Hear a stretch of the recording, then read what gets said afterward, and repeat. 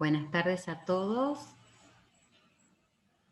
Es un gusto para mí poder presentar esta charla sobre compostaje de residuos orgánicos. Bueno, primero que nada contarles que esta fue una iniciativa desde el Instituto Agrotécnico de la Universidad Nacional del Nordeste, del Instituto Agrotécnico Pedro Fuentes Godo. Darles las gracias a toda la gente del instituto, a Natalia Ambrogio, a Sonia Roldán, que son los contactos con los que estuvimos interactuando. Y primero les voy a compartir un video sobre el instituto que quiero poder compartírselo. Espérenme que vamos a compartir pantalla y luego sí la presento a Corina para iniciar. Aquí compartimos entonces el video.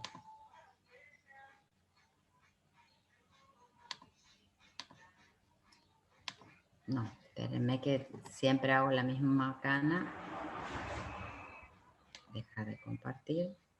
Cuando comparto tengo que acordarme de poner que compartir con sonido a la computadora.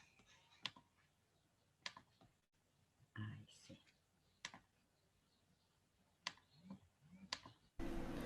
El Instituto Agrotécnico Pedro Fuentes Godo, dependiente de la Facultad de Ciencias Agrarias de la Universidad Nacional del Nordeste, se encuentra ubicado en la ciudad de Resistencia, Chaco, en el campus Resistencia de la UNE.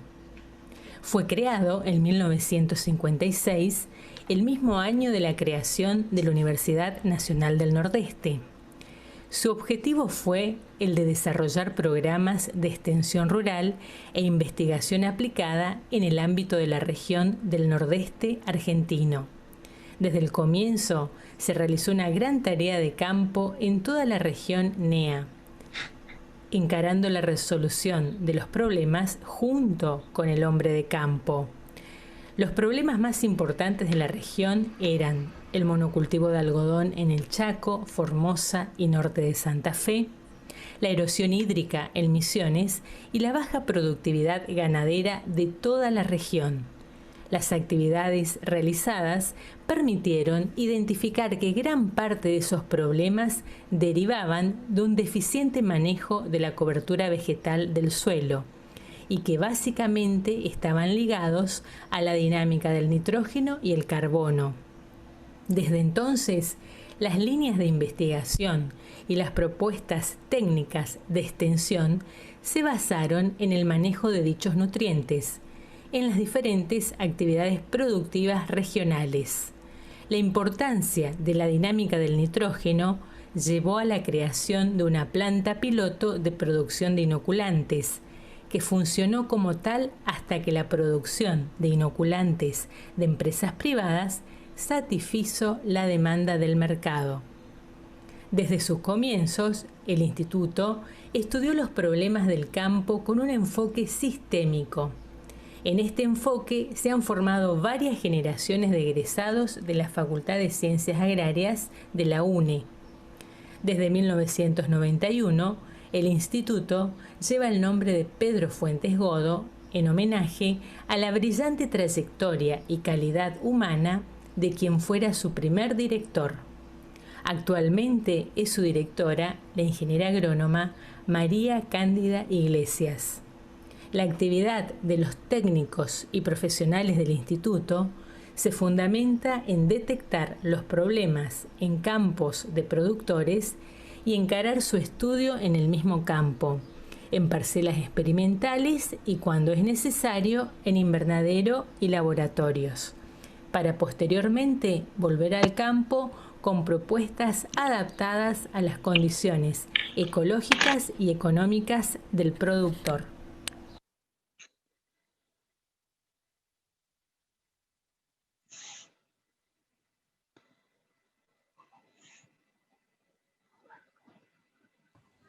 Bueno, espero que hayan podido ver y escuchar el video de presentación del instituto.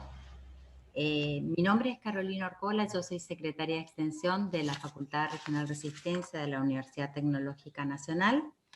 Y bueno, como les decía antes, para mí es un honor poder presentar este tema que es de mucho interés, lo que es el compostaje de residuos orgánicos, que es una investigación que entiendo se realizó desde el Instituto Agrotécnico. Quien va a dar esta conferencia o esta charla va a ser la doctora ingeniera agrónoma María Corina Leconte, que ya está presente aquí, lista para comenzar. Ella es doctora en el área de recursos naturales de la Facultad de Ciencias Agrarias de la UNE, y su tema de tesis fue el efecto del agregado de estiércol de gallina en el compostaje de aserrín y cascarilla de arroz. Es ingeniera agrónoma, como ya había dicho, egresada de esta misma facultad. Es asesora e investigadora con investigación y desarrollo acerca de compostaje, realiza trabajos de extensión y transferencia en esta temática, y asesora también en esta temática a varias empresas del interior del Chaco. Tiene antecedentes docentes desde por lo menos 10 años.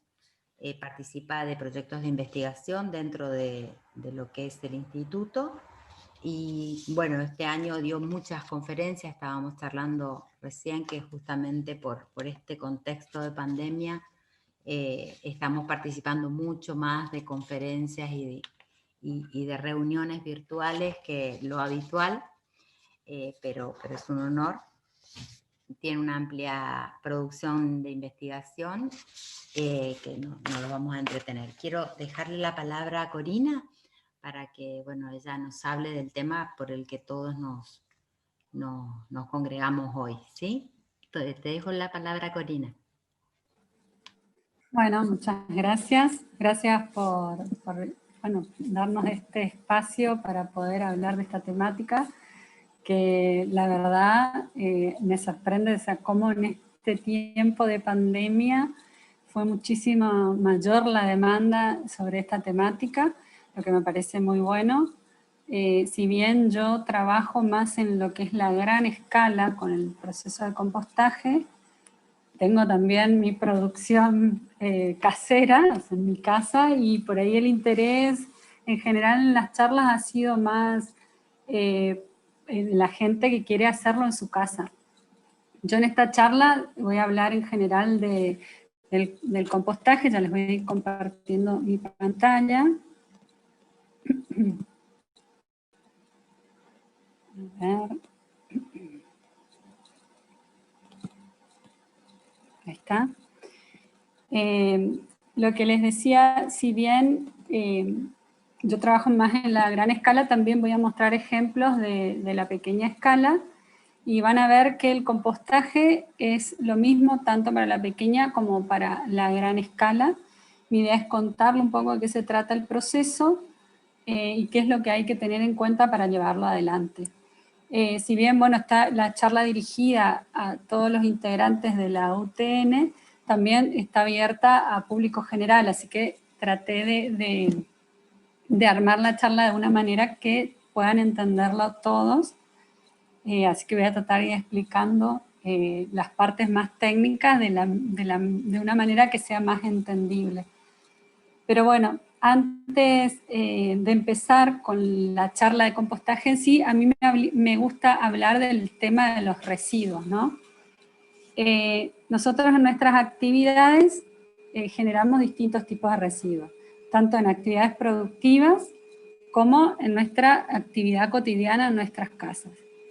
Y justamente los denominamos residuos porque en general los vemos como materiales a los que nos tenemos que deshacer de algún modo y que alguien más se haga cargo. Lamentablemente en general lo que pasa en las ciudades es que el recolector de residuos después lleva la basura a lugares como estos, a basurales a cielo abierto. Si bien hoy está empezando a cambiar esto porque ya muchos municipios empiezan a tratar esta temática de la basura y la posibilidad de disminuir la cantidad que se genera y de reutilizarla, todavía se ve mucho estos basurales a cielo abierto. Para el caso de la gente que no, por ejemplo, que vive más en el campo, en las afueras de las ciudades donde no hay recolección de basura, lo que es muy común ver son estas otras situaciones de quema de residuos, y lo mismo con residuos agrícolas. En el campo también hay veces que se quema, esto es la quema luego de un desmonte o de una limpieza del campo, se suele quemar. Y después lo otro que suele ocurrir en la zona donde hay muchos aserraderos, que se ve la acumulación de los residuos, y cualquiera de estas situaciones generan inconvenientes a los que viven alrededor de los lugares donde se genera esto, y además genera posibles contaminaciones tanto del aire como del agua como del suelo, y sobre todo este tipo de basurales a cielo abierto también genera la atracción de distintos animales que después son vectores de enfermedades, que pueden transmitir enfermedades a las personas, y bueno, todo esto genera inconvenientes en general para nosotros mismos, ¿no? Los tipos de residuos que generalmente producimos, yo los voy a clasificar en dos grandes grupos, que son los inorgánicos y los orgánicos. Hay de otros tipos que, si bien estarían quizás dentro de los inorgánicos, se los separa, como los residuos sanitarios, por ejemplo. Pero en general todo lo que es inorgánico son los metales, los plásticos, los vidrios, que hoy en todos los municipios que empiezan a trabajar con el tema de la separación y la reutilización de residuos se enfocan más en este tipo de residuos, en separar estos para reutilizarlos o reciclarlos. Pero si bien hay algunos que ya lo hacen, no muchos trabajan con la fracción orgánica de los residuos sólidos urbanos específicamente, ¿no? A nivel de campo siempre se ha trabajado con el residuo orgánico, a diferencia de lo que hoy se hace, siempre generalmente se los utilizaba en forma cruda. Ahora yo les voy a explicar también la importancia de, en vez de usar a nivel de campo el residuo orgánico en forma cruda, la importancia de hacerle un tratamiento previo. Pero básicamente esta charla se va a centrar en los residuos orgánicos. Y cuando hablo de residuos orgánicos me refiero a residuos de origen animal y vegetal, para decirlo en forma simple, ¿sí? Y este tipo de residuos nosotros podemos dejar de verlos ya como residuos en sí, sino tenemos que empezar a cambiar nuestra mentalidad y poder verlos como un recurso, ¿sí? Saber que podemos darle un valor a esos residuos, tanto en la gran escala como en la pequeña escala en nuestras casas, ¿sí? ¿Por qué? Porque nosotros podemos transformar a todos estos residuos en un abono al que denominamos compost, que tiene determinadas características que yo les voy a contar, y que es un gran recurso para nuestros suelos y para nuestras plantas, porque nos permite recuperar su productividad y tener, bueno, lógicamente, plantas más sanas, más productivas, y a nivel de viveros o de plantas ornamentales también vamos a tener mejores plantas que crecen en un mejor ambiente, ¿sí? Entonces, el compostaje, su gran importancia va a tener no solo que vamos a transformar estos residuos en un recurso, porque le vamos a dar un valor, sino que al reutilizar estos residuos los sacamos de estos lugares donde podemos llegar a generar contaminación con la acumulación de estos residuos, ¿sí? Y a la vez, este recurso es muy importante. Yo como ingeniera agrónoma, para mí es esencial la materia orgánica para la productividad de nuestros suelos, ¿sí? O sea que son varias cosas que hacen que este proceso sea muy importante, y que lo podemos hacer en chiquito en nuestras casas o lo podemos hacer en gran escala. Entonces, una vez que les cuento esto, sí, ahora les voy a contar en sí a qué llamamos compostaje, ¿sí? Yo divido la definición en varias partes como para ir explicando, ir rescatando algunas cosas. Primero, el compostaje es la transformación de materiales orgánicos frescos en un producto biológicamente estable, ¿sí? Es un producto que es parecido al humus, que se forma naturalmente en el suelo, y es apto para distintos usos agronómicos. Como se ve acá en esta foto, se nota, estos son los materiales orgánicos frescos, ¿sí? Son distintos residuos orgánicos que por este proceso terminan transformando en este producto biológicamente estable al que nosotros denominamos compost. Esto de producto biológicamente estable ahora lo vamos a entender a medida que avancemos en la charla. Les voy a explicar a qué se refiere esto, ¿no? Pero acá a mí lo que me importa rescatar es que por eso decimos materiales orgánicos frescos. ¿Vieron en la definición? Hablamos de eso. Y con eso quiero rescatar que no se incorpora suelo a la mezcla. Ustedes van a encontrar muchas páginas que hablan de un ingrediente más para hacer el compost, es el agregado de suelo. Y en realidad no es necesario agregar suelo a la mezcla, porque el suelo es, si bien tiene algo de materia orgánica, es mineral, ¿sí? Nosotros acá lo que necesitamos es obtener materia orgánica, y la vamos a obtener a partir de materiales orgánicos frescos, ¿sí? Entonces no es necesario estar incorporando suelo. Si nosotros fuéramos grandes productores de compost y le agregamos suelo a nuestros compost, es como que estuviéramos agregando un adulterante, ¿sí? ¿Qué es también el compostaje? Es un proceso biooxidativo controlado en el que intervienen diferentes clases de microorganismos. O sea, los que van a llevar adelante el proceso son los microorganismos, ¿sí? Lo que nosotros hacemos es dar las condiciones para que los microorganismos puedan desarrollarse de la mejor manera para que el proceso sea eficiente y obtener un buen producto, ¿sí? Cuando dice bio, obviamente de biológico, y cuando dice oxidativo es porque es un proceso de oxidación que se da durante la transformación que realizan los microorganismos, y que significa que es necesario que dentro de nuestra mezcla de residuos siempre haya buena provisión de oxígeno, ¿sí? Por eso es un proceso que tiene que estar bien aireado. Y si ustedes van a algunas páginas de internet van a encontrar que dicen que el proceso de compostaje es un proceso de fermentación. Esta es una palabra que hay que entender, que hay que sacarla del vocabulario, porque un proceso de fermentación es totalmente contrario a una oxidación. En un proceso de fermentación se da en ausencia de oxígeno, ¿sí? El proceso de compostaje es todo lo contrario, se da con oxígeno, se necesita oxígeno para que se lleve adelante bien el proceso, ¿sí? ¿Cómo vamos a proveer ese oxígeno? Ahora les voy a ir contando. Y lo otro muy importante es que es parte de la definición de compostaje, es que implica durante el proceso el paso por una etapa termofílica y que finaliza en una materia orgánica estabilizada y minerales, a la que denominamos compost. Esto de materia orgánica estabilizada ya les dije que después más adelante van a ir entendiendo a qué se refiere, pero acá quiero rescatar el tema de la etapa termofílica. Termofílica significa una etapa de altas temperaturas, temperaturas superiores a los 45 grados centígrados. Y también ahora más adelante, cuando hablemos de las distintas etapas, van a entender la importancia de esta etapa, porque es parte de la definición, ¿sí? Si no cumplimos esta etapa, en realidad nuestro producto final no va a ser un compost, ¿sí? Y la materia orgánica estabilizada se ve generalmente como en la foto, ¿sí? Lo que normalmente todos le llamamos tierra negra, pero van a darse cuenta que esto tierra, suelo, no tiene, ¿sí?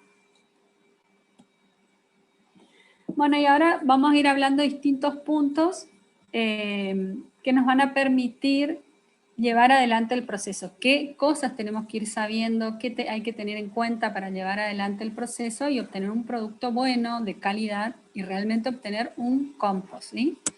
Lo primero que tenemos que saber es poder reconocer con qué residuos contamos, ¿sí? Si bien hablamos de residuos orgánicos, o sea, ya sabemos que van a ser residuos de origen animal o vegetal, tenemos que saber también qué tipo de residuos orgánicos estamos contando, ¿sí? ¿Por qué? Porque si bien hablamos de residuos orgánicos, hay algunos, los clasificamos en dos grupos. Algunos que son más ricos en nitrógeno y otros que son residuos más ricos en carbono, ¿sí? En general, los más ricos en nitrógeno también son ricos en otros nutrientes, ¿sí? el nitrógeno es muy importante, no solo para el microorganismo que va a llevar adelante el proceso, sino después es importante conservar ese nitrógeno en nuestro compost porque es muy importante para el desarrollo de las plantas. Y los ricos en carbono, el carbono en sí, es el que le permite a los microorganismos tener energía, ¿no? Para ir desarrollándose. Y además ese tipo de residuos, por las características que tienen, también permite que nuestra mezcla tenga más estructura, ¿sí? Y permita que sea porosa, que haya una buena aireación. ¿Cuáles serían los residuos orgánicos ricos en nitrógeno y cuáles ricos en carbono? Les voy a mostrar algunos ejemplos. Como rico en nitrógeno, en nuestras casas, por ejemplo, van a ser todos los restos de frutas y verduras, los restos de yerba mate, de té, ¿sí? Si uno tiene un patio con pasto, el pasto recién cortado fresco también es rico en nitrógeno. Si uno vive en el campo, puede disponer de otros residuos ricos en nitrógeno, como son los estiércoles. Estiércol de vaca, de chancho, de gallina, de caballo, los restos de cultivo, cuando están bien frescos, ¿sí? Restos también de frutas. Esto ya sería también a nivel agroindustrial donde se generan grandes cantidades de estos residuos. Después, entre los residuos orgánicos ricos en carbono, en las casas que pueden disponer papel, cartón, siempre picándolos, ahora vamos a ver por qué, pueden tener hojarasca, las hojas que caen de los árboles. Cuando cortan el pasto ya está duro, está seco, lignificado sería la palabra. Esa ya sería más rico en carbono. Y en el campo o en la agroindustria lo que se encuentra mucho son residuos forestales como los aserrines, los chips de poda, eso también se pueden encontrar en las casas cuando podan árboles. Las cascarillas de arroz, ¿sí? Dije, tengo una consulta. Perdón, las consultas anótenlas o escríbanlos en el chat y al final yo les voy a ir respondiendo para que podamos hacer ordenada la charla, ¿sí? Anota ahí en el chat. Perfecto. Y después al final de la charla me las van a ir haciendo y yo les voy a ir respondiendo, ¿sí? Bueno. Entonces la cascarilla de arroz también es algo que podemos encontrar en la agroindustria, ¿sí? Ahora, ¿por qué es importante reconocer estos dos tipos de residuos? Si yo trabajo voy a hacer el compost en mi casa, bueno, pueden buscar información en internet para saber, si no saben, a ver, este residuo es más rico en nitrógeno o en carbono, la pueden buscar la información en internet, ¿no? Pero cuando uno va a producir mayor escala y va a producir para la venta, estos residuos pueden ser analizados en laboratorio donde te determinan los porcentajes de carbono y de nitrógeno, ¿sí? Ahora, ¿por qué es importante? Acá este es un cuadro donde yo tengo una lista de distintos residuos donde está, la primera columna es el porcentaje de nitrógeno, o sea, la cantidad de nitrógeno que tienen los residuos. Y al lado, fíjense una columna que dice carbono-nitrógeno, o sea, este número significa la relación de carbono y de nitrógeno que tiene cada uno de estos residuos. Fíjense, yo marco primero con flecha ejemplos de residuos ricos en carbono. Si miramos, por ejemplo, los papeles, que es algo que uno puede tener en su casa. Fíjense, el porcentaje de nitrógeno va de 0,2 a 0,5. Y fíjense la relación carbono-nitrógeno que tienen esos residuos es mayor a 100, ¿sí? Ahora, si miramos residuos a los que consideramos más ricos en nitrógeno, los anteriores ricos en carbono, no sé si dije bien. Estos son ricos en nitrógeno. Fíjense los estiércoles, ¿sí? Vamos a mirar este estiércol de gallina. Fíjense la cantidad de nitrógeno que tiene, 4 a 10%, o sea, tiene mucho más nitrógeno que lo que tiene el papel. O sea, no es que el residuo rico en carbono no tenga nitrógeno, tiene, pero lo tiene en un porcentaje muy pequeño. En cambio, estos tienen mayor porcentaje. Y fíjense la relación carbono-nitrógeno del estiércol de gallina, de 3 a 10, o sea, mucho más bajo que estos que están por arriba de 100. ¿Por qué les comento esto? Porque los microorganismos que van a llevar adelante el proceso de compostaje necesitan una relación carbono, nitrógeno menor a 40. Entonces, si nosotros compostamos papel solo, estos microorganismos, la relación carbono-nitrógeno va a ser muy alta. ¿Qué va a pasar con eso? Que el proceso va a ser muy lento, va a tardar mucho tiempo en transformarse, ¿sí? Y si queremos compostar el estiércol de gallina solo, con una relación carbono-nitrógeno de 3 a 10, ya es muy baja. ¿Qué es lo que pasa? Es tanto el nitrógeno que tiene que durante el proceso ese nitrógeno se va a ir perdiendo, ¿sí? Normalmente cuando uno tiene un material muy rico en nitrógeno se siente como olor a amoníaco, que es porque ese nitrógeno se está perdiendo. Y como yo les había contado, el nitrógeno es importante conservarlo porque también es importante para las plantas. Entonces de ahí viene la importancia de mezclar estos dos tipos de residuos para bajar la relación carbono-nitrógeno de los que son más ricos en carbono y subir la relación carbono-nitrógeno de los que son más ricos en nitrógeno, ¿sí? O sea que nosotros al mezclar ambos tipos de residuos logramos esa relación que es buena para que los microorganismos puedan llevar adelante el proceso, ¿sí? Y lo puedan llevar adelante en un proceso, en un tiempo prudencial, ¿sí? ¿Cómo hacemos las mezclas? En general se mezclan en volúmenes, ¿sí? O sea, tomamos la misma cantidad del residuo rico en carbono versus la misma cantidad en volumen del residuo rico en nitrógeno. Cuando nosotros tenemos, por ejemplo, un estiércol de gallina que tiene tanto nitrógeno, nosotros podemos llegar a poner mucha más cantidad del residuo rico en carbono. O sea, poner 2 o hasta 3 partes del residuo rico en carbono versus una parte del residuo rico en nitrógeno, ¿sí? Yo normalmente lo que recomiendo es que al principio empiecen con la misma cantidad y se vaya probando, pero en general siempre se pone más quizás del rico en carbono que del rico en nitrógeno. En muchos lugares van a encontrar, cuando le hablan del tema de las mezclas, que hablan de residuos húmedos y residuos secos. Normalmente, cuando hablan de residuos húmedos, se refieren a los ricos en nitrógeno. Y cuando hablan de residuos secos, a los ricos en carbono. Pero en realidad, la mezcla tiene que ver más con esto de la cantidad de carbono o de nitrógeno que tengan, no de la humedad, ¿sí? Porque, por ejemplo, si miramos la foto que yo les voy a mostrar ahora, perdón, me fui para atrás, fíjense, estos son ejemplos de mezclas de residuo rico en carbono, por ejemplo, hojarasca, que lo podemos mezclar con todos los restos de frutas y verduras que tenemos en la cocina. Esto, por ejemplo, en nuestras casas. En una gran escala agroindustrial, por ahí se pueden mezclar el aserrín con el estiércol de gallina. Y fíjense, este estiércol de gallina de esta foto está seco. Y sin embargo es muy rico en nitrógeno, ¿sí? O sea que a veces no es una cuestión de humedad el tema de la mezcla, sino de esto, del contenido de carbono y de nitrógeno, ¿sí? Que es lo importante para los microorganismos. De todas maneras, esto de residuos húmedos y secos también es importante para equilibrar la humedad, que ahora les voy a contar un poquito respecto a eso. Bueno, entonces, lo primero para que funcione bien el proceso es hacer mezclas adecuadas, ¿sí? No es acumular residuos de cualquier manera, sino que hay que conocerlos y hacer buenas mezclas, ¿sí? Segundo, el tamaño de partícula.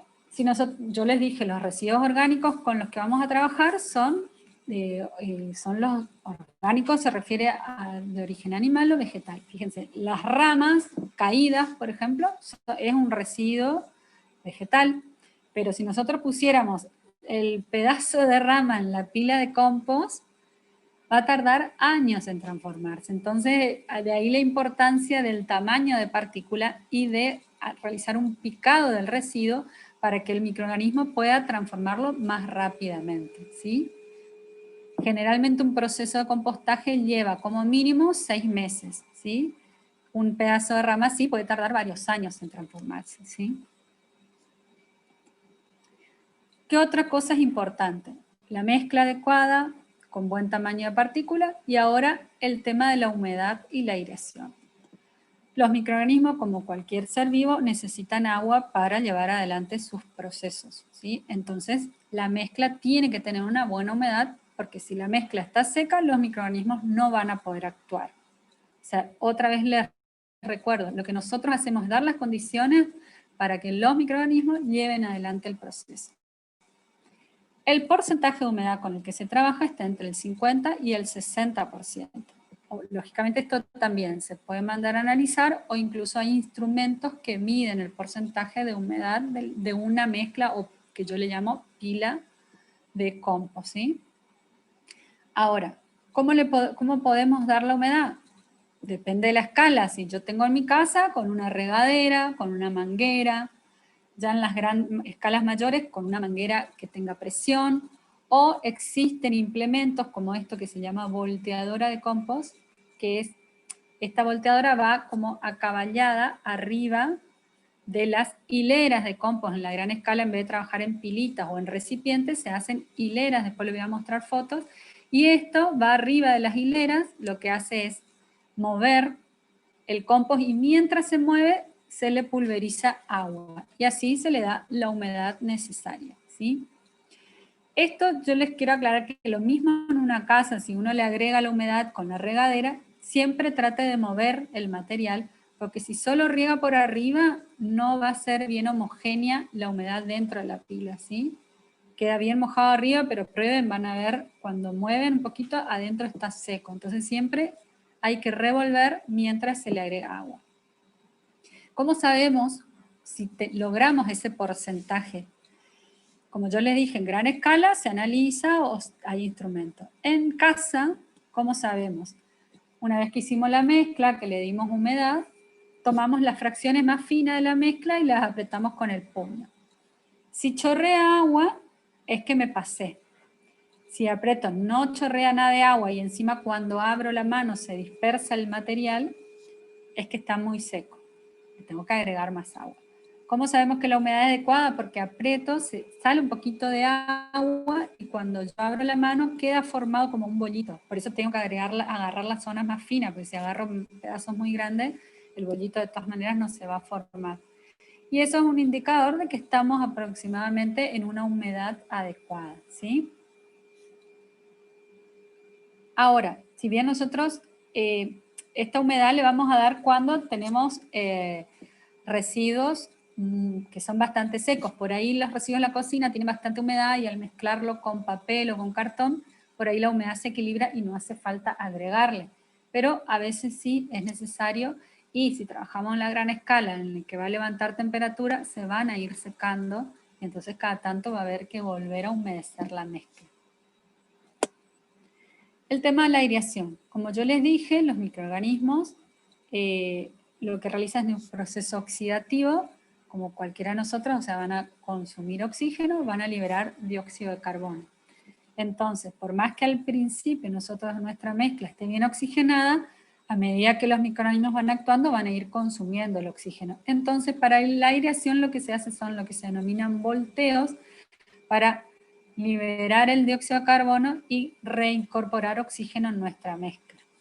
Y acá yo les voy a mostrar algunas fotos de cómo se puede airear. Por ejemplo, si nosotros trabajamos en recipientes, se puede mover el material con una horquilla, con una pala, o le pueden pedir a un herrero, porque acá todavía no se consigue, que nos venden así este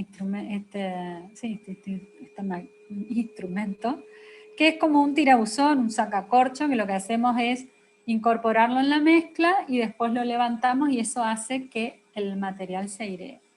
Si trabajamos en pilas, como en esta foto, lo que hacemos es con la pala mover la pila de un lugar a otro y de esa manera ya la oxigenamos. Para escalas más grandes, ya se utiliza un tractor con pala, por ejemplo, o esta maquinaria que les había comentado que está tirado por el tractor. Y fíjense acá se ve cómo se hace una hilera del compost.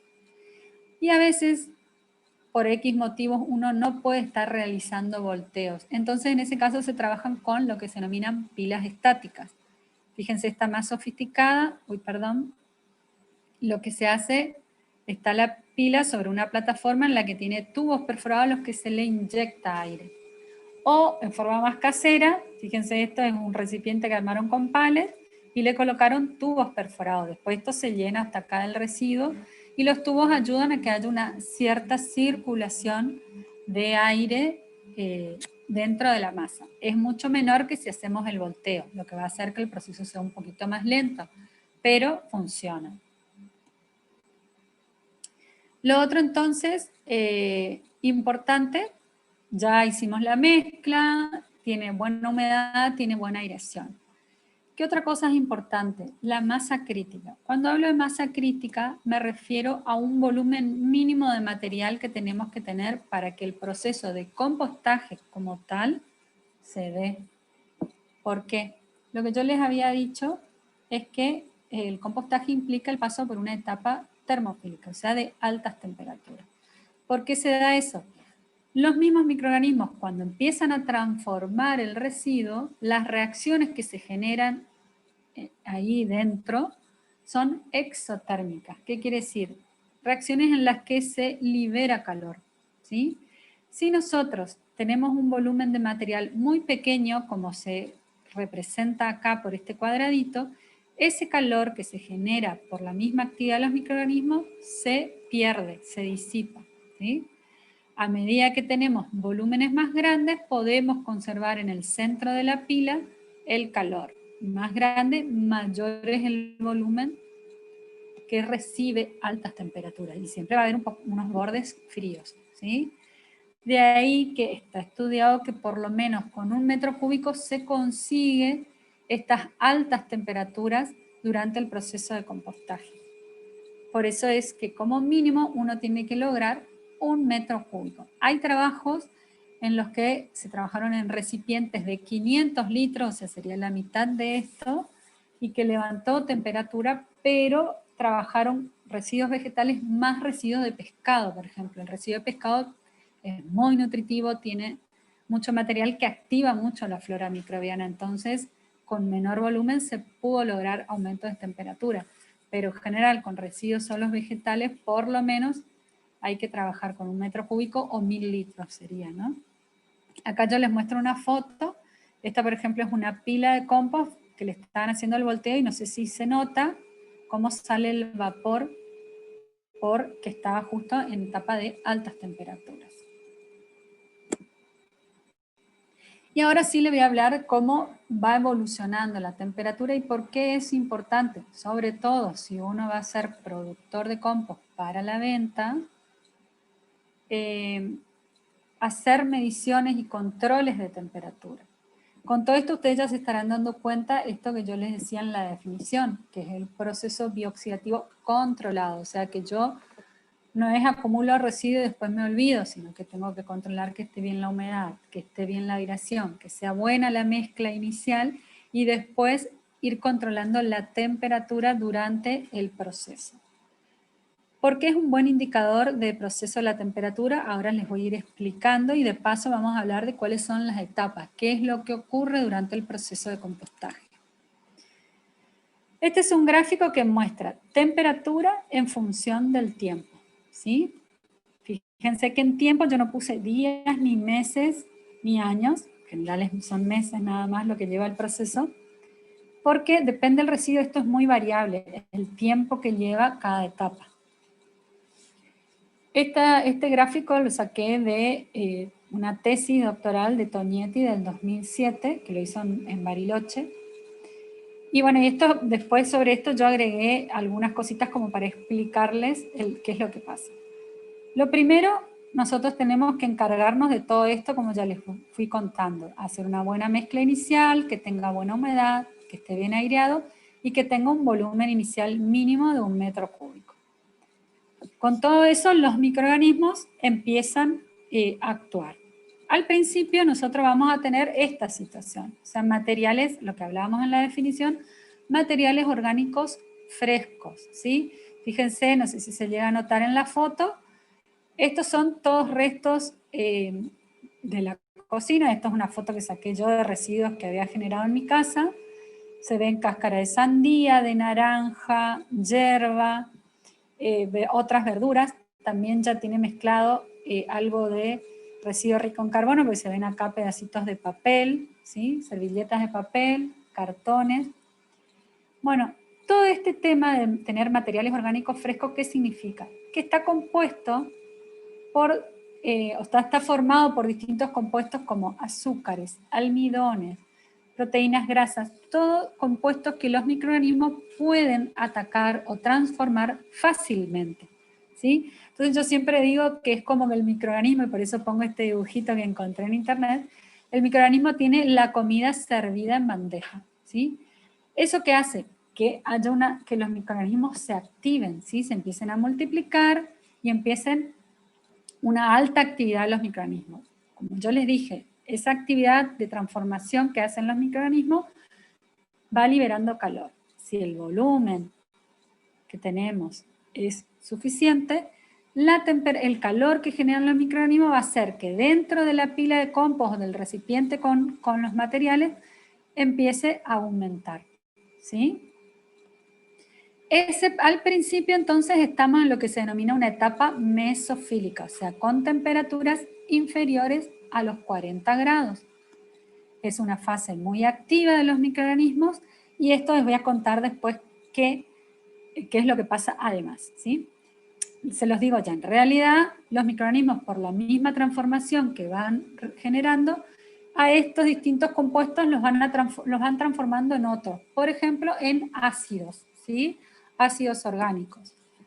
Y también, por ejemplo, las proteínas las van transformando hasta que se obtiene amonio, ¿sí? Tanto el amonio como en grandes cantidades me refiero, el amonio en grandes cantidades o los ácidos orgánicos en grandes cantidades son sustancias que son tóxicas para las plantas. Por eso, temporalmente, durante el proceso de compostaje, se da una producción de fitotoxinas, de sustancias tóxicas para las plantas. De ahí la importancia de realizar completo el proceso, porque si yo en esta etapa decido, ya voy a aplicar el compost, puedo terminar matando las plantas, ¿sí? ¿Cómo sabemos? Ahora les voy a seguir explicando.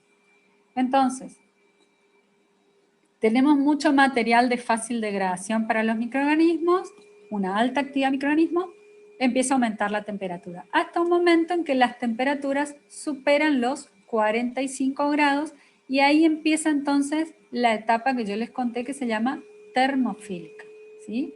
Temperaturas superiores a los 45 grados. Pero además esas temperaturas pueden superar los 55 grados, ¿sí? No deben superar más de 70, ¿sí? Pero al superar los 55 está analizado y estudiado que microorganismos patógenos que puedan venir con el residuo o semillas de las plantas que coloquemos para compostar, nosotros con temperaturas superiores a los 55 grados los eliminamos. Los microorganismos patógenos son microorganismos que generan enfermedades a las personas o a las plantas.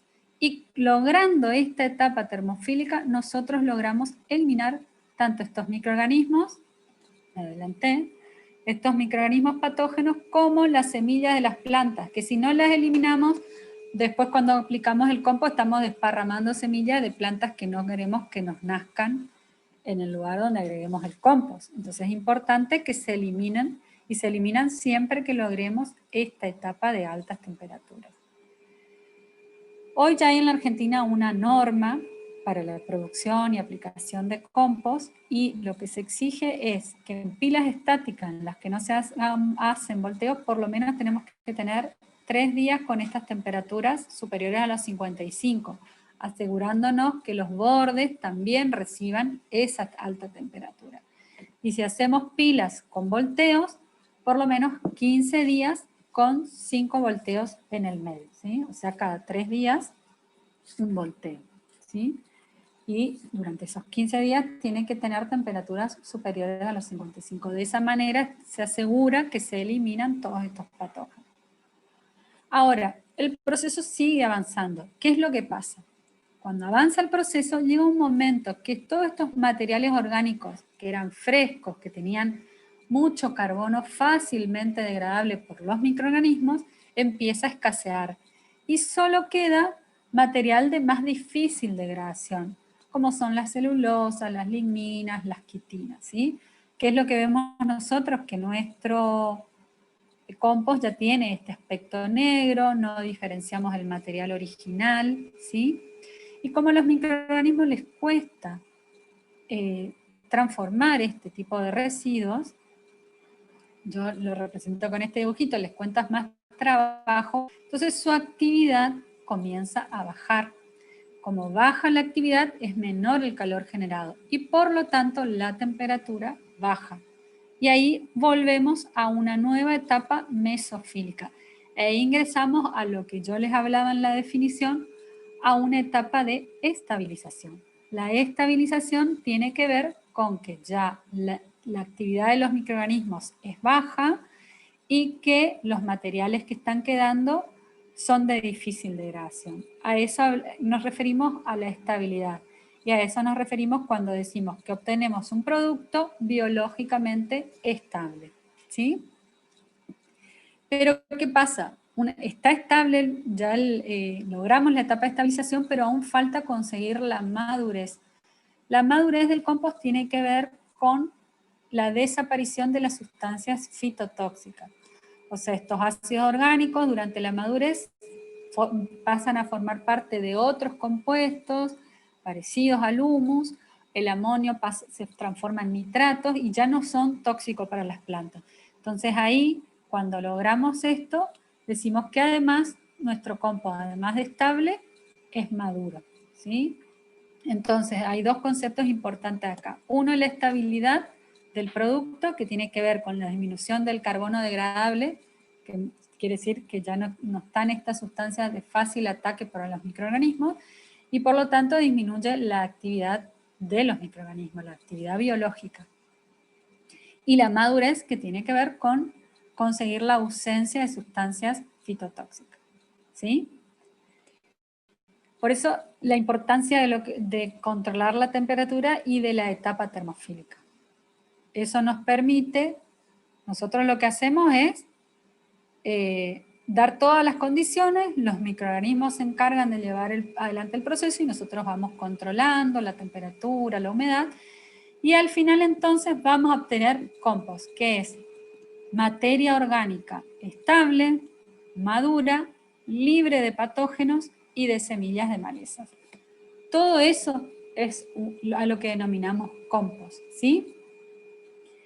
¿Qué diferencia hay con el compost con otros abonos? En otros, o por ejemplo, con lo que pasa cuando hacemos el compost en nuestras casas, que normalmente no tenemos volumen suficiente y por lo tanto no aumenta temperatura. Lo que pasa ahí es que normalmente no conseguimos esto que yo marqué en rojo, o sea, no podemos asegurar que nuestro producto final es libre de patógenos y semillas de maleza. Sí vamos a obtener una materia orgánica estable y madura. Pero esto otro es lo que no podemos asegurar. Por eso en realidad, si somos estrictos, lo que producimos en nuestras casas con tan poco volumen, en realidad sí obtenemos un abono, una materia orgánica estable y madura, pero en realidad no es compost, ¿sí? Pues si nosotros decimos que lo que vendemos, por ejemplo, es compost, estamos asegurando que pasó por etapa termofílica y que está libre de patógenos y semillas de maleza. De ahí entonces que a mí me gusta hablar un poquito en hacer una salvedad con el tema del compostaje domiciliario a muy pequeña escala, porque hay gente que en su domicilio puede conseguir grandes volúmenes y quizás sí, sí lograr esa etapa termofílica. Cuando trabajamos en muy pequeña escala, que ustedes van a ver en internet que se venden este tipo de composteras, que son a veces de 20 litros, fíjense, lo mínimo es 1000 litros y estas son de 20, no logramos aumentar la temperatura porque el volumen es muy pequeño. Con esto yo, ¿qué quiero decir? No quiero decir que no hagan esto, al contrario, yo lo hago en mi casa, yo no tengo volumen suficiente y obtengo mi abono, mi compost entre comillas, porque todos decimos compostaje domiciliario, decimos que obtenemos compost, pero si somos estrictos tenemos que saber que en realidad no es compost lo que obtenemos. Sí es materia orgánica, sí es un abono o una enmienda para las plantas, pero no podemos asegurar la eliminación de patógenos y semillas de maleza.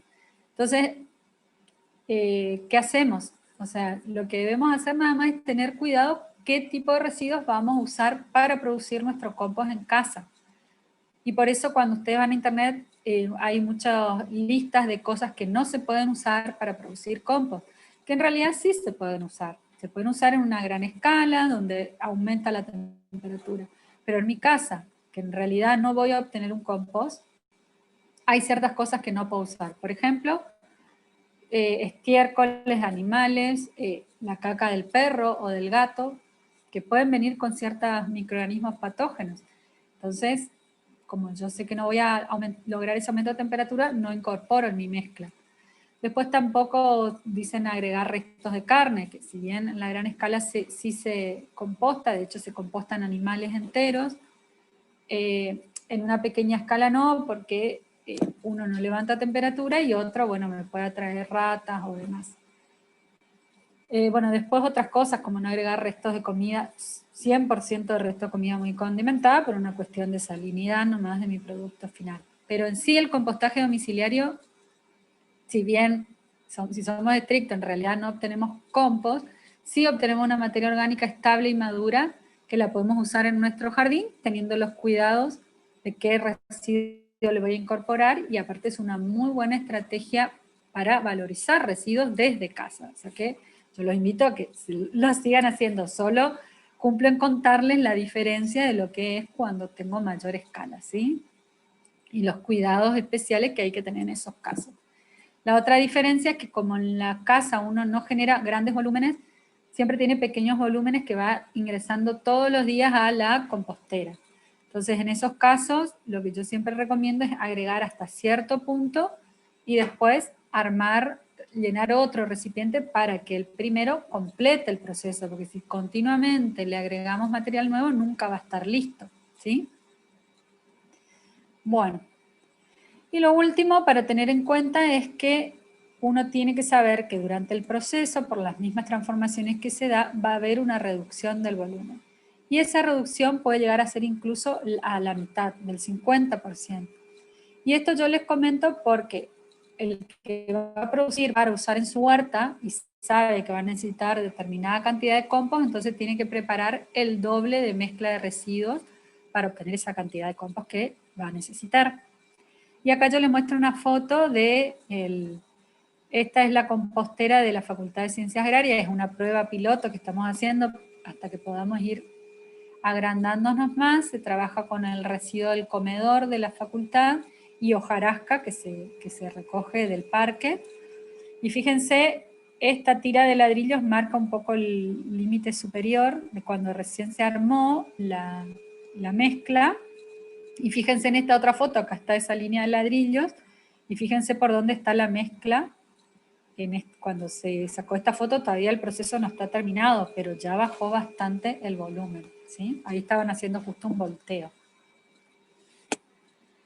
Bueno, y entonces después de todo esto que les conté, como producto final obtenemos un compost, que es materia orgánica estable, madura, libre de patógenos y semillas de maleza. Existe, como les decía, un marco normativo hoy en la Argentina y además se está formando una asociación argentina de compostaje, está en papeles en este momento. Así que bueno, se está avanzando un poquito más en este tema. Y antes de terminar yo les quiero mostrar algunas fotos, ejemplos de composteras o de producción de compost en la pequeña, en la mediana y en la gran escala. O sea, el compost lo podemos producir en cualquiera de estas escalas. Los principios son los mismos que les conté, salvo que hagamos en muy pequeña escala, hay que tener esos cuidados que también les hice la salvedad.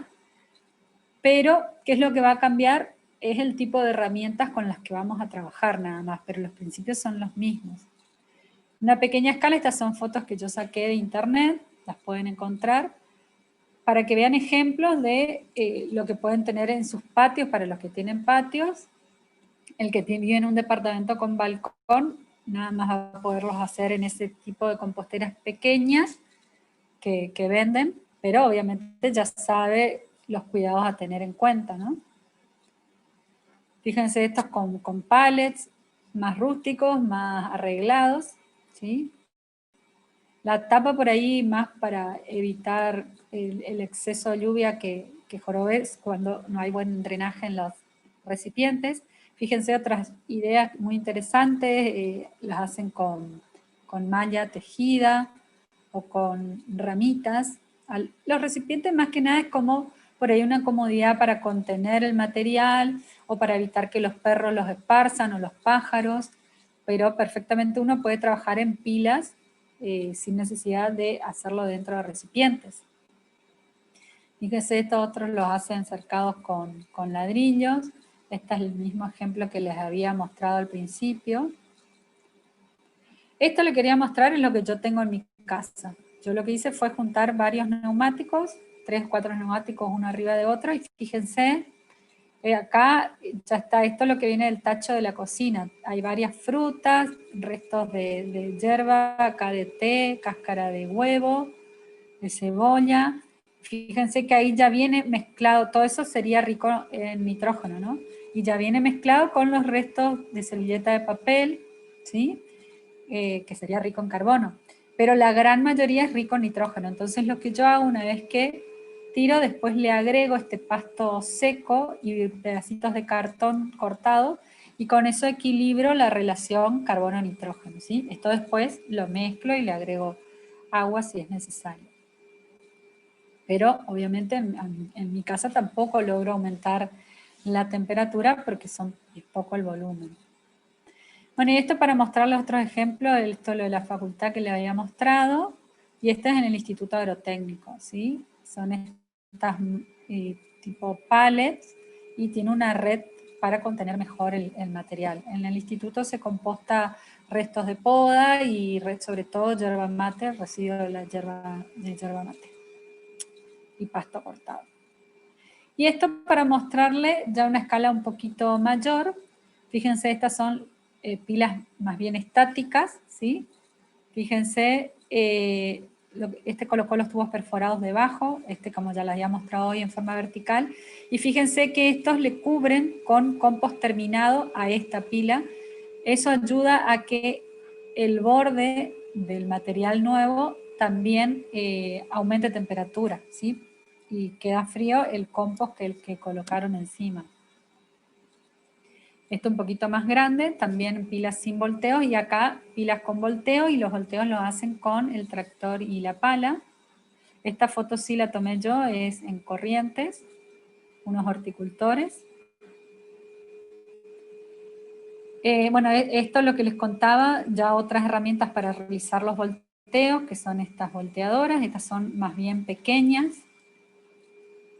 Y estas escalas más grandes, ¿sí? Fíjense, largos de pilas. Estas son fotos también tomadas de internet. Acá no muestro fotos, pero por ejemplo, yo asesoro a la gente del establecimiento en Las Marías, en Corrientes, y nosotros tenemos ahí una planta de compostaje que tiene 10 hectáreas. Y son 170 pilas de compost de unos 100 metros de largo. O sea, también hay en nuestra zona, ¿no? Y en el país hay muchos casos también de gente que está produciendo a gran escala compost. Fíjense las herramientas acá, esto también es una volteadora, pero ya es autopropulsada, de mayor tamaño. Fíjense, esto es una trituradora, ya se trituran materiales bastante grandes, y para los movimientos se utilizan ya palas frontales. Ahí, para que vean un poquito más en detalle, esta es volteadora propulsada por el tractor, un poquito más grande, y estas autopropulsadas. Y bueno, para terminar entonces, volver a retomar la importancia del compostaje, que nos permite reutilizar y dar valor a algo que antes consideramos un residuo, lo podemos ver ya como un recurso, y ese recurso, que es el compost, utilizarlo para recuperación de suelos degradados, que normalmente se degradan por falta de materia orgánica. Nos permite mejorar la producción de nuestros cultivos y de nuestras plantas ornamentales. Se puede usar como sustrato para plantines, siempre en cierto porcentaje, no al 100%. Lo mismo para productividad, dosis determinadas, no poner exageradamente compost. Y lo importante también del compost es que viene con una alta carga de microorganismos benéficos. Y muchos de esos microorganismos que vienen con el compost se utilizan para lo que es bioremediación de suelos, por ejemplo, en petrolados, o para el control biológico de microorganismos patógenos que puedan estar en el suelo. Así que bueno, eso es todo. Muchas gracias. Bueno, gracias a la gente de la UTN. Y voy a dejar de compartir, cosa que Carolina me puede ir leyendo sus preguntas y así las respondo. Muchas gracias. Muchísimas gracias, Corina. Hay muchísimas preguntas, así que te las voy a ir tratando de filtrar, las que creo que ya las contestaste en tu presentación. Les recuerdo que en el canal de YouTube va a quedar grabada la charla, con lo cual pueden repasar los conceptos que Corina fue vertiendo. Una de las preguntas dice, cuando la cascarilla de arroz se encuentra semi quemada, ¿puede ser ácida? La verdad que desconozco, nunca analicé. Sé que se usa mucho la cascarilla de arroz carbonizada como sustrato para plantinas, así que supongo que muy ácida no ha de ser, pero yo nunca analicé el pH de la cascarilla carbonizada, así que no te sé decir. Bueno, otra pregunta dice si puede el compostaje revivir suelos estériles y cómo proceder, pero eso creo que lo comentaste en la primera parte. No entendí la pregunta. ¿Cómo? Sí. ¿Cómo puede el compostaje revivir suelos estériles? ¿Cómo se procedería? Claro, con la carga de microorganismos que viene, Sí. seguro, aumenta la actividad. Después hay otra consulta que dice la cáscara de huevo, ¿en qué grupo se encontraría? ¿Rica en nitrógeno o en carbono? Alguien le contesta que es en calcio, 95% de calcio. No sé si querés sumarle No, algo. está por decir lo mismo, o sea, la cáscara de huevo es más rica en calcio, en ese caso es justamente, no entraría, pero sí se incorpora lógicamente al compost porque en ese caso, es como una enmienda que le haces al compost, la enriqueces en calcio al agregarle la cáscara de huevo. Así que, sí. Y después alguien pregunta, bueno, ¿cómo lograr una buena porosidad? sí, y en general es el que permite mayor porosidad son los residuos ricos en carbono. Normalmente, a ver, depende lógicamente del residuo. Generalmente todos los restos de frutas y verduras, vieron que largan muchos jugos, entonces suele pasar, no sé si alguno trabajó con eso, es que como que se aplastan y el hecho de agregarle el material más rico en carbono permite esa estructura, ¿sí? Hay excepciones, por ahí las mismas cáscaras de naranja te permiten tener una estructura, o sea que, pero en general la estructura la dan los materiales ricos en carbono, ¿sí? Lo que hace es lógicamente, y sobre todo si tenemos un residuo de partículas muy finas, conviene mezclarlo con un material con partículas un poquito más grandes, que eso ayuda a que haya poros de aire entre los materiales, ¿sí? Entonces, generalmente quienes ayudan a la porosidad, los restos de poda, la cascarilla, la serrina ayuda mucho a dar porosidad, la viruta, ¿sí? Eso. Perfecto. Otra pregunta dice, ¿a partir de cuándo se empezaría a ver que la mezcla toma una apariencia de tierra? ¿A partir de cuánto tiempo?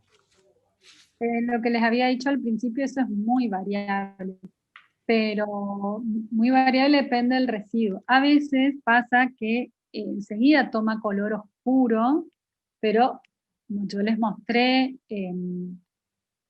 cómo es en el grafiquito de las temperaturas, a veces que esté oscuro no necesariamente es señal de que esté listo, ¿no? Que esté terminado. Hay veces que hay materiales que capaz que en 2 semanas ya tengan un color oscuro, en un mes, pero normalmente lo mínimo que necesita para que realmente se haga bien el proceso de compostaje es un mínimo de 4 a 6 meses. Menos de eso, yo he visto un montón de publicaciones que hablan de trituradoras con las que obtenés compost en 24 horas. Eso es absurdo, o 48 horas, que hablan de obtener compost en 20 días. es muy probable que obtengan algo de color oscuro, pero realmente un compost con todo lo que yo les expliqué que lleva el proceso de compostaje es difícil, ¿sí? Pero es variable. Otra pregunta relacionada con esto de alguna forma es ¿cada cuántos días es conveniente voltear o remover el compost para que mejore su Sí. rendimiento? Sí, es una pregunta que me hacen frecuentemente, pero en realidad, otra vez, o sea, como estamos hablando de un proceso biológico, todo es muy variable, va a variar mucho, depende de la mezcla con la que trabajes. Después, una medida que va conociendo su mezcla, se va dando cuenta cuándo ir haciendo volteos. ¿Cómo podés saber si viene o no hacer el volteo? Más volteos haces, más acelerás el proceso. Pero, sobre todo cuando estamos en la etapa termofílica, si vos haces todos los días un volteo, nunca vas a permitir que la temperatura aumente, porque el mismo volteo hace que el calor se disipe. Entonces, en el único momento que está determinada la cantidad de volteos, es, por norma digo, es en la etapa termofílica. Cuando superás los 55 grados se exige que tengas 15 días con esas temperaturas, 15 días no consecutivos, con 5 volteos. ¿Por qué no consecutivos?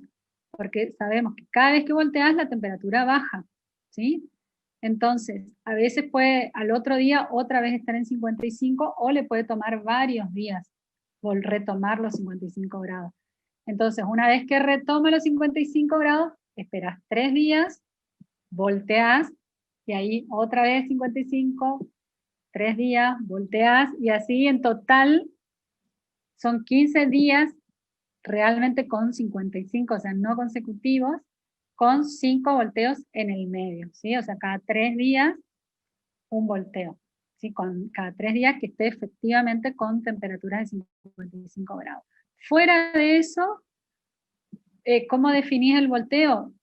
Primero, si tu material empieza a tener mal olor, como olor a podrido, es señal que le está faltando oxígeno. Entonces ahí le vas a hacer un volteo, te va a pedir la pila que le hagas un volteo. Y además vos te vas a dar cuenta que a veces por las mismas temperaturas el material empieza a secarse y entonces vas a tener que hacer un volteo, pero para agregarle agua y mezclar. Así que eso un poquito te lo va diciendo. Y además, si uno es productor de gran escala para venta y demás, si bien uno sabe que más volteo, más aceleras, también más volteos son mayores costos. En casos de uno que no lo vaya a vender, más que el costo será tiempo. Entonces por ahí uno tiene que ver si tiene la posibilidad de hacer más volteo, pero si no, con menos volteo, pero haciendo sí o sí cuando está faltando oxígeno o cuando está faltando agua, que te lo va a cantar la misma pila si uno la va controlando, y en esos momentos se hace, porque si uno no lo hace, primero, con los malos olores, supongo que hasta los vecinos se van a enojar, y el proceso, obviamente, el material va perdiendo calidad, y si está muy seco el material, va a tardar mucho más en transformarse también, ¿sí? Bien, acá te leo una de las últimas para no pasarla porque está interesante. Ella cuenta que en su compostera domiciliaria, una vez que cosecha, con una zaranda coloca el abono en una bolsa transparente al rayo del sol y ahí se activan las semillas. Entonces, una vez que tiene esto, lo va a usar como en las macetas, que si esta acción está correcta. Está de algún modo haciéndolo en un proceso que se usa también en agricultura, que es la solarización. En lugares donde las temperaturas son muy altas, como acá, muchos horticultores, la manera de esterilizar el suelo previo a la siembra o al trasplante es colocar un plástico sobre el suelo húmedo, y el mismo calor del sol aumenta la temperatura y se eliminan los microorganismos patógenos. Ahora, si uno hace esto en su compost, que ya, a ver, porque también otra cosa que favorece a los microorganismos patógenos es que los microorganismos patógenos se desarrollan mejor en materia orgánica fresca, ¿sí? Entonces, durante la etapa termofílica los eliminamos y cuando la temperatura baja, los que tienen mayor capacidad de recolonizar el compost son aquellos que viven mejor con el material más estable. Ya ahí los patógenos no se bancan tanto. Entonces, por eso, en general, el compost al final tenés más carga de microorganismos benéficos. Esto que está haciendo ya con la bolsa, el tema es que no vaya a eliminar a esos microorganismos benéficos, porque ya entramos en una etapa mesofílica, durante la etapa final mesofílica, los que empiezan a recolonizar y a desarrollarse en el compost, lógicamente son aquellos que pueden vivir a esas temperaturas. Si los sometemos a temperaturas más altas, podemos, no digo eliminar todo, pero sí bajar nuestra carga de microorganismos benéficos. Esa podría ser la desventaja. Sí, la ventaja es que lográs que germinen de nuevo la semilla y quizás la eliminás de algún modo lo que no se pudo cumplir en la etapa termofílica que no la tuvo. Pro y contra, habrá que ver. Bien.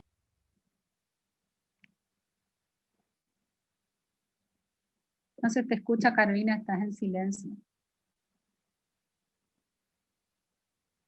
Perdón, me olvidé de prender el micrófono.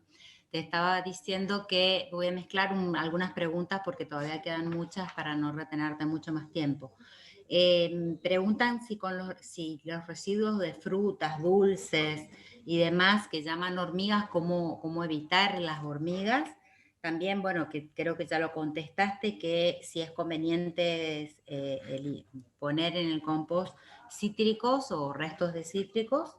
Y también la presencia de lombrices, que lo hablaste cuando hablabas del tema de carne, partes de animales y demás, pero si lo querés contestar aparte, Sí.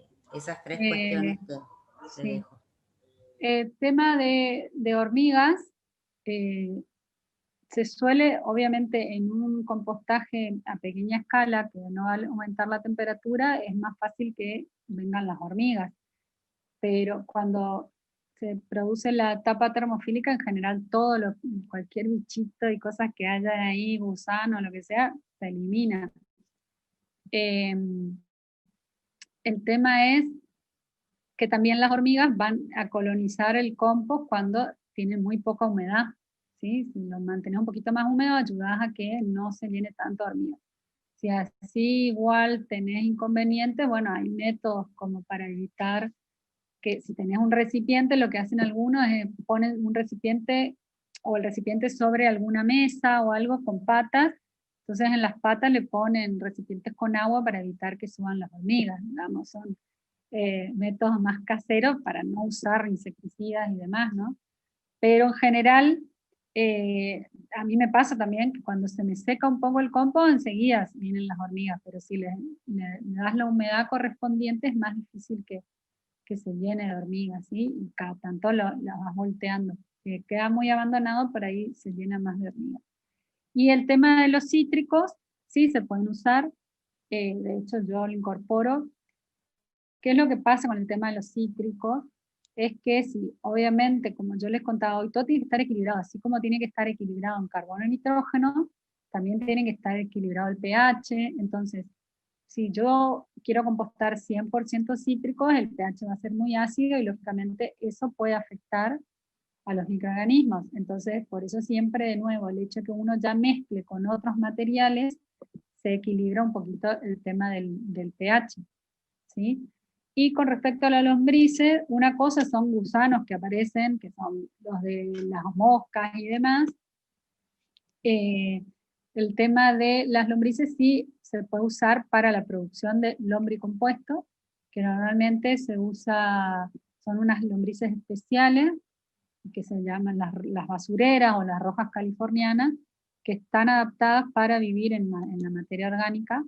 Y normalmente lo que se hace es un proceso previo de transformación de esa materia orgánica, por esto mismo que les conté, que se producen ácidos orgánicos, y nosotros ponemos las lombrices al principio, las vamos a matar, entonces ya con un cierto proceso de transformación, se agregan las lombrices que van a completar el proceso en vez de obtener como producto final compost, se obtiene lombricompuesto.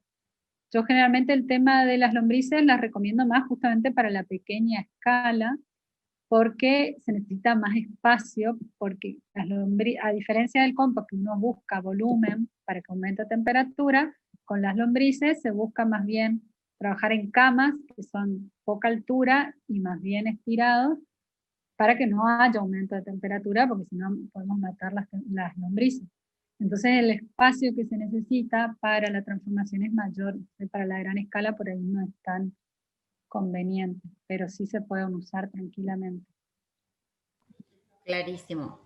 Acá preguntan también si hay algún tipo de papel puntual que es preferible utilizar. Y también otra pregunta que está relacionada, si se puede incorporar papel impreso. Sí. El tema del papel, algunos no recomiendan el uso porque pueden tener metales pesados la tinta, ¿no? Pero hasta donde yo tengo entendido hoy, sobre todo lo que es tinta negra, ya no viene con metales pesados, o sea que por ahí papel de diario o papeles de oficina y demás podrían incorporarse picados siempre. Lo que por ahí no se recomienda tanto ya es papeles de revista, donde tiene tinta de color, que esa todavía dice que puede tener metales pesados. Ahora, ¿en qué cantidad? Si yo voy a poner la mitad de mi compost papel de revista y puedo generar un problema. Ahora, si es un poco dentro de toda la masa, quizás no sea un inconveniente utilizarlo, ¿no? No sé si había alguna otra pregunta respecto al papel, ya no me acuerdo. Me perdí. No te escucho, Carolina, otra vez. Perdón. ¿En qué cantidad es conveniente incorporar hierba o qué cantidad no es conveniente incorporar mucha hierba? No, la hierba para compostar se puede utilizar tranquilamente con las proporciones que dije. El caso de la hierba es residuo rico en nitrógeno, o sea que es conveniente mezclar con un rico en carbono. Aparte, si pones 100% hierba, quizás, sobre todo si es la hierba que vos utilizaste después de tomar, viene muy húmeda. Entonces te conviene mezclarla con material más seco, porque si no cuesta... se apelmaza mucho, pierde esa porosidad y entonces es muy fácil que tome mal olor. Entonces siempre conviene mezclarla, por ahí quizás en partes iguales, habría que probar con papel o con hojarasca o restos de poda. Yo en general la hierba la mezclo junto con el resto de verdura y el pasto y el papel, entonces no es problema, no composto 100% hierba. En Las Marías, por ejemplo, donde yo asesoro, compostamos la hierba que sale del secadero y el té, y usamos, pero viene, a diferencia de la que uno usa después de haber tomado el mate, es la hierba ahí es seca, porque obviamente son restos que quedaron de secadero, y la mezclamos con aserrín. Bien, y te hago la última pregunta para no retener más, que creo que más o menos llegamos a todas. Si no tiene el drenaje, el recipiente en el que se hace, si esto afecta al compost. Y a ver, el drenaje, ¿qué es lo que ayuda? Que si me pasé un poco de agua o los mismos frutas y verduras empiezan a liberar agua en la misma transformación, si no tiene drenaje, esa agua queda acumulada abajo y lógicamente ahí se pueden formar zonas anaeróbicas, o sea, zonas en las que se consume el oxígeno y va a empezar a tener mal olor. Entonces siempre conviene que tenga un cierto drenaje. Si no tiene drenaje, entonces tenés que controlar mucho el tema de la humedad, que no haya exceso para que no pase esto. Además, obviamente nunca cerrar herméticamente el recipiente, porque si no, no va a haber buena circulación de aire. Y las mismas perforaciones para el drenaje ayudan a que ingrese un poquito más de aire. Perfecto. Bueno, hay algunas preguntas más. Respondiendo a uno de los comentarios de uno de los asistentes, recuerden que el Instituto Agronómico está en el campus Resistencia, no en el campus Corriente, con lo cual está cercano para llevar material que quieran darlo para el compost que tienen en el campus de Resistencia. Es así, Corina, ¿verdad? ¿Cómo? No entendí. Sí, estamos en Resistencia. ¿Y qué querían llevar material? Material orgánico que puedan poner en algún recipiente que ustedes tengan con compost. Ah, acercarnos residuos. Podas de árboles, creo que hablaba. Ajá, sí. Ahora, nosotros hasta ahora estamos manejando los residuos que tenemos ahí, no estamos recibiendo de afuera para compostarlos. Pero por ahí, si van con alguna propuesta, podemos hacerlo y empezar a trabajarlo y nosotros empezar a hacerlo a más gran escala. Eso es cuestión de que se acerquen y lo charlemos. Ahora justo no es el mejor momento porque estamos a media máquina al instituto. De hecho, yo como soy de Corrientes no estoy pudiendo cruzar a Resistencia. Estoy trabajando, como ven, así, online. Pero en cuanto la cosa mejore, sí, se acercan y podemos ver la posibilidad de recibir como para poder nosotros también hacer. Nosotros ahora manejamos más chiquito porque es el residuo con el que disponemos ahí. Reutilizamos lo que generamos nosotros. Pero si hay posibilidades por ahí de recibirlo, veremos, lo charlamos y lo recibimos y lo compostamos. También tenemos laboratorio en el instituto si alguno quiere llevar a analizar algún residuo en particular. Eso es muy útil, pero bueno, cuando volvamos un poco a la nueva normalidad que nos espera en algún tiempo. Creo que hay un par de preguntas más, no quiero faltarles al público, pero tampoco te quiero retener tanto, hace 1 hora y media que estás hablando y no tengo problema.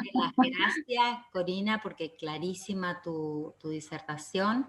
Queda esto, nuevamente les repito, queda grabado en el YouTube para cualquier consulta. Agradecerle a Natalia y a Sonia que, bueno, trajeron esta propuesta de poder dar esta charla. Así que muy agradecidos y excelente. Muchísimas gracias a todos y seguramente nos estaremos viendo en otra charla. Muchas gracias a todos.